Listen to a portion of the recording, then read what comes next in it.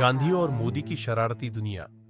गांधी जो देखने में भले ही सीधा साधा लगता था, लेकिन उसके दिमाग में हमेशा कोई ना कोई शरारत चलती रहती थी। चश्मा लगाए जब भी वह सोचने बैठता, मोहल्ले वालों को डर लगने लगता कि अब कौन सी नई मुसीबत आने वाली है।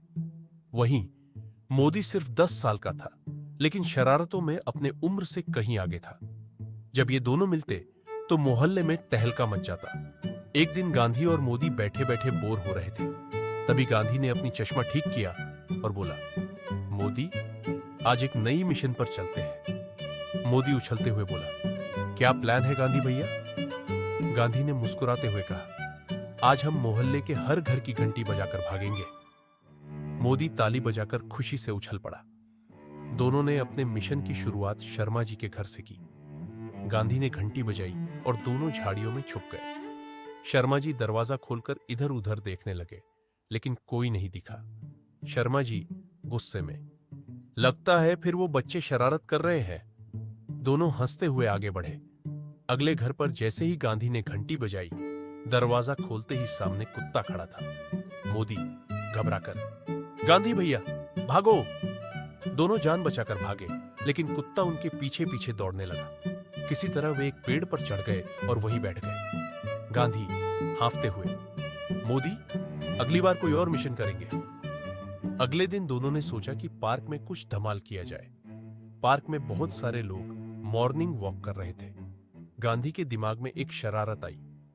गांधी, मोदी, चलो लोगों की पानी की बोतलों में नींबू का रस मिला देते हैं। मोदी खुशी खुशी बोतलें इकट्ठा करने लगा और दोनों ने चुपके से सभी पानी की बोतलों में नींबू का रस डाल दिया। जैसे ही लोगों ने पानी पिया, उनके मुंह का अजीब सा हाल हो गया। गुप्ता जी, अरे मेरा पानी इतना खट्टा क्यों लग रहा है? शर्मा आंटी, मेरा भी। लगता है किसी ने बदमाशी की है। गांधी और मोदी पास की झाड़ियों में छुपकर हंस रहे थे, लेकिन तभी चौकीदार ने उन्हें देख लिया और दौड़कर पकड़ लिया। चौकीदार, तो ये सब तुम दोनों की हरकत है? गांधी ने मासूमियत से कहा, हम तो बस आपके स्वास्थ्य के लिए विटामिन सी दे रहे थे। चौकीदार हंस पड़ा और बोला, अगली बार कोई अच्छी हरकत करना। एक दिन गांधी और मोदी ने सोचा कि अपने दोस्त रमेश को डराया जाए। रमेश को बिल्लियों से बहुत डर लगता था।